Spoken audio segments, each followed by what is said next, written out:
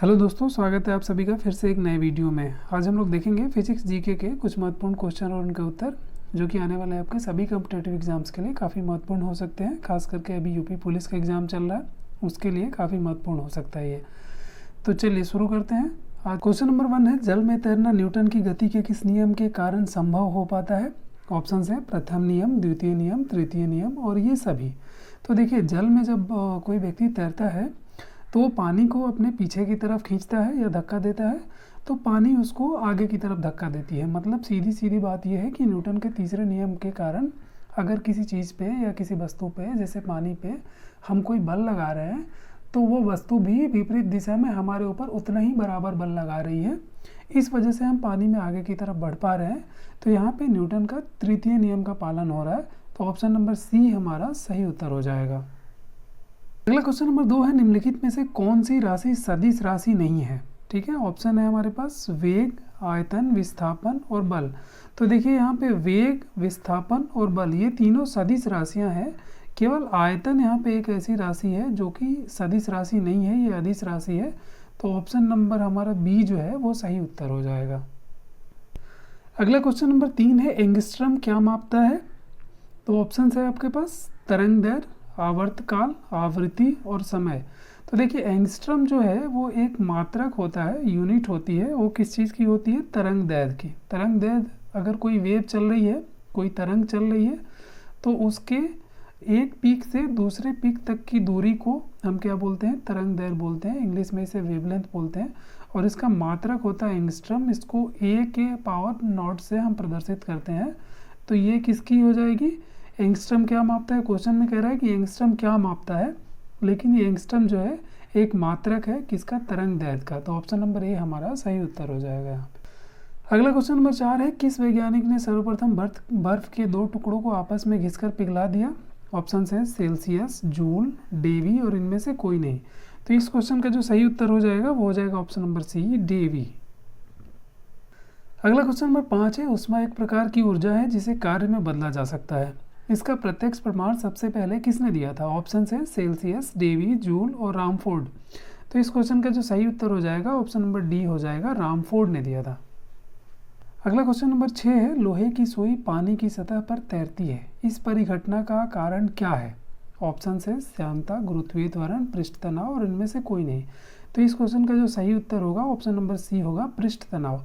देखिए, अगर कोई पानी का गिलास भरा हुआ है, उस पर एक लोहे की पतली सी सुई अगर हम डालते हैं तो उसके ऊपर तैर जाती है, परंतु अगर कोई थोड़ी मोटी या भारी सुई अगर हम डालेंगे तो उस पर नहीं तैर पाएगी।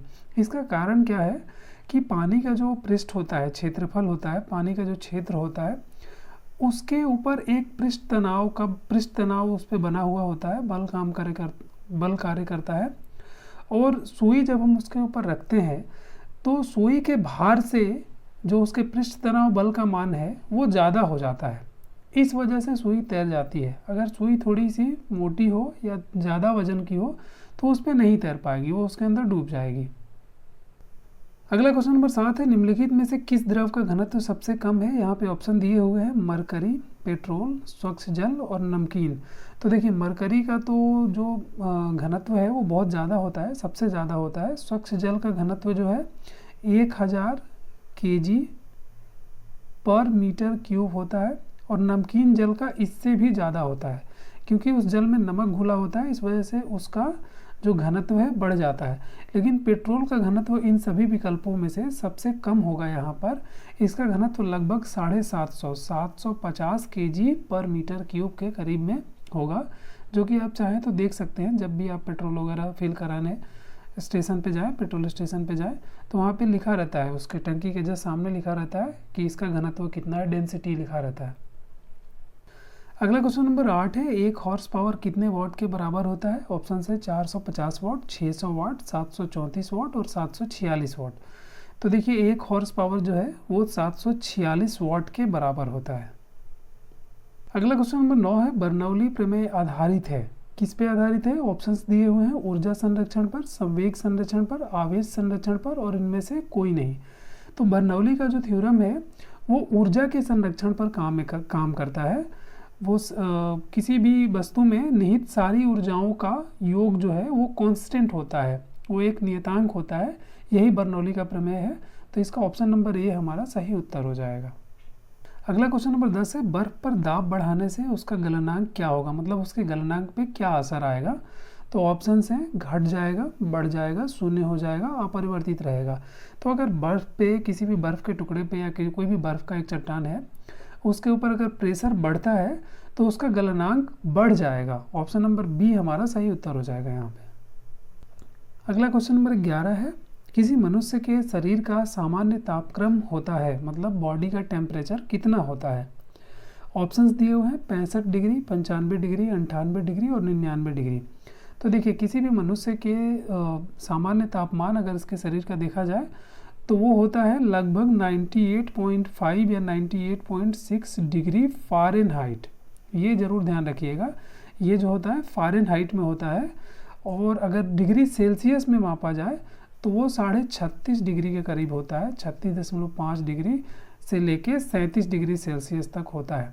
तो ये ध्यान रखिएगा, ये 98.5 जो है फ़ारेनहाइट में है। तो यहाँ पे ऑप्शन में हमारे पास 98.5 नहीं दिया हुआ है, 98 दिया हुआ है। तो ये हम सही उत्तर मान लेंगे यहाँ पे। ऑप्शन नंबर सी हमारा यहाँ सही उत्तर होगा।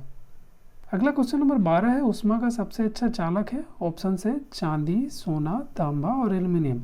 तो देखिए, उष्मा और विद्युत दोनों का अगर सबसे अच्छा चालक इन चारों में से देखा जाए तो वो होगा सब ऑप्शन नंबर ए हमारा चांदी।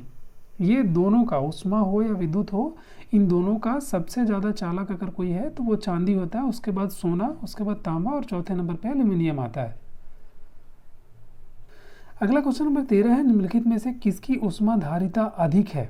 ऑप्शन है बेंजीन, जल, स्वर्ण का टुकड़ा और लोहे का टुकड़ा। तो देखिए, यहाँ पे जल जो है इसकी उष्मा धारिता सबसे अधिक होगी इन चारों ऑप्शंस में, इसलिए इसका ऑप्शन नंबर बी हमारा सही उत्तर हो जाएगा। अगला क्वेश्चन नंबर 14 है, निम्नलिखित में से किसके द्वारा अधिक ज्वालक पैदा होता है। ऑप्शन दिए हुए हैं भाप, गर्म हवा, सूर्य की किरणें और ये सभी। तो ज्वालक की बात करें, मतलब जो ऐसा कौन सा पदार्थ है जो सबसे ज़्यादा जलन पैदा या जलाता है। तो ऑप्शंस में भाप, गर्म हवा, सूर्य की किरणें और ये सभी है।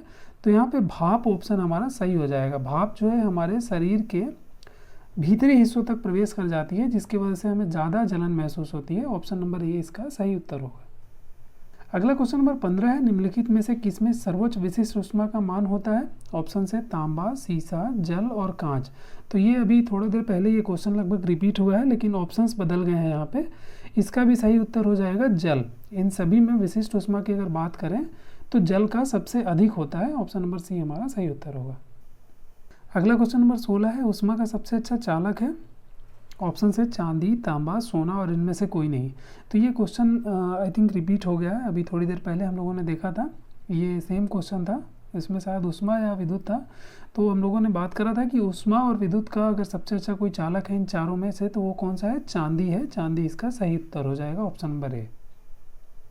अगला क्वेश्चन नंबर 17 है, आणविक संगठन के द्वारा उष्मा का संप्रेषण क्या कहलाता है। ऑप्शन है संवहन, विकिरण, चालन और प्रकीर्णन। तो इस क्वेश्चन का जो सही उत्तर होगा वो होगा ऑप्शन नंबर ए, संवहन। अगला क्वेश्चन नंबर 18 है, निम्नलिखित द्रवों में से कौन सा उष्मा का बहुत अच्छा चालक है। ऑप्शन है ईथर, बेंजीन, पारा और पानी। तो इस क्वेश्चन का जो सही उत्तर हो जाएगा वो हो जाएगा ऑप्शन नंबर सी, पारा। पारा जो है उष्मा का सबसे अच्छा चालक इन चारों में से है यहाँ पर। इसी वजह से थर्मामीटर वगैरह में जो भी तापमान मापने वाली चीज़ें होती है उसमें हम पारे का उपयोग करते हैं।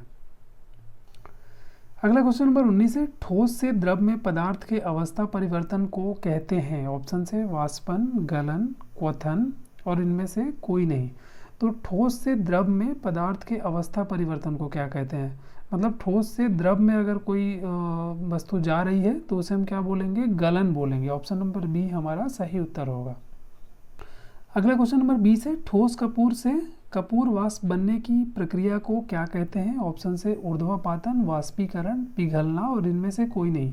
तो देखिए, जब कपूर जो है वो डायरेक्ट ठोस से वाष्प बन जाती है, मतलब ये लिक्विड अवस्था में नहीं आती है, तो ऐसे जो प्रक्रिया होती है जिसमें सीधे वस्तु कोई ठोस से सीधे गैस में बदल जाती है उसको हम ऊर्ध्वपातन बोलते हैं। तो यहाँ पे ऑप्शन नंबर ए हमारा सही उत्तर होगा।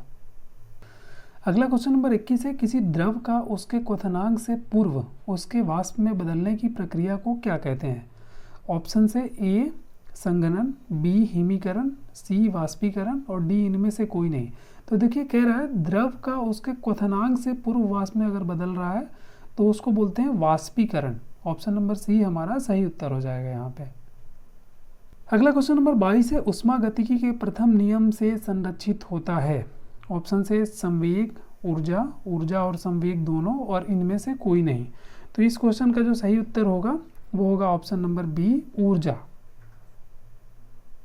अगला क्वेश्चन नंबर 23 है, यदि किसी स्थान के तापमान में सहसा वृद्धि होती है तो आपेक्षिक आर्द्रता क्या होती है।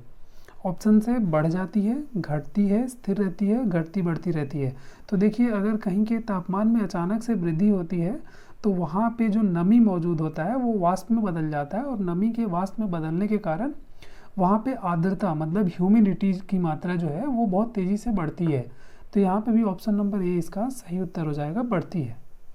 अगला क्वेश्चन नंबर 24 है, ध्वनि तरंगों की प्रकृति कैसी होती है। ऑप्शन से अनुदैर्घ्य, अप्रगामी, अनुप्रस्थ और विद्युत चुंबकीय।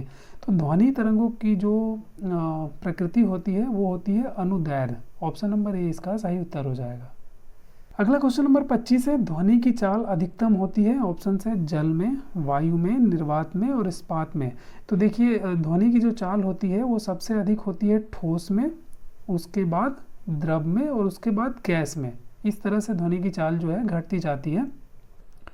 तो यहाँ पे देखिए जल, वायु और निर्वात, निर्वात में तो ध्वनि की चाल होती ही नहीं है, शून्य होती है।